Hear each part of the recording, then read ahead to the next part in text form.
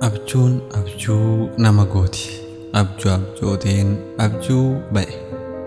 Wantan argutti hin boqonne kanan yaaduun labduun ta'e. Biddeen qofaa yoo jettellee abjuun namaa bara beelu. Sodaa abjuuf sireen laganii siqiqaa cinaacha feelu. Ciniinnadheen bara tarsaaf waanan hin ta'iin qabaaree. Tolaan foggisoo dhalchee karri baadaa na abaare. Nattammaattiif of sobeetoo kudhaan mannaan yaada koo kanan arguun ila buuseen komii ka'e waaqa koo. Yaanni tokko Waaqayyoo hin komatamu, fedhu ajjeesee fedhu kaasa. Fedhu muudee, fedhu shaaree, fedhu buusee, fedhu baasa. Fedhu obomboleettii kaasee manni namaa ittiin hiraara. Fedhu immoo fandii baasee harcaatuu namaa ijaara. Fedhu iddoo hin jirree fidee yaraa badhaasee tooba. Fedhu iddoo jiruu fuudhee mootota dacheetti dhooba. Naan jedhee miira kootti sodaa Waaqayyoo facaase. Uumamee jiraachuu koofuu gammachuu dhangalaase. Yaanni koo inni biraa immoo gurbaa waan hin jirreen of sobdee aduu hin jirre abdattaare. Jaarraa kana keessa teessee gabaa sobaa daldaltaare.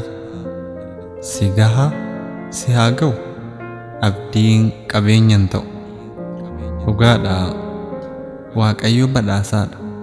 Mucha hundumtuu hodhu waan ajaa'ibaa hojjetee isa waan raajii godhu. Garuu yaada qabatan qabneen aamileen kee cabaadha. Ati abdii tobsattullee rakkoon dhalatu jabaadha. Har'a tokkoo bor kan biraa miirri milkiin eessa jira? Jireenyuu tokkoof laatee tokko immoo afaan dibaa jedhee keessoon koo tokko natti asaasa dhibaa.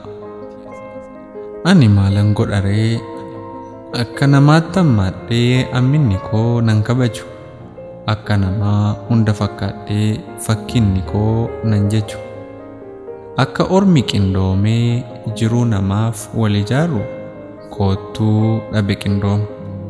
Ani kuuseen ormi nyaata. Maal abbaa koon godha laata? Natu horee natu sooma.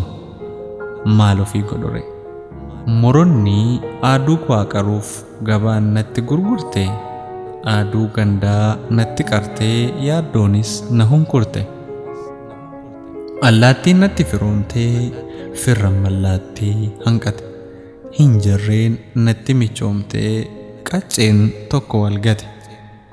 Aariidhaan osoo hin jirruu aduun dhiitee bariite. Maal ofii godhuu ani yaadaa fi yaaddoon na miite. Qe'een abbaa koo bal'aan afaan faajjii horratee ilaalchaan roga qabe. Ciisee kan afaan argaafan, ciisee kan afaan abjoodhaafan kanan gachiisuu dadhabe.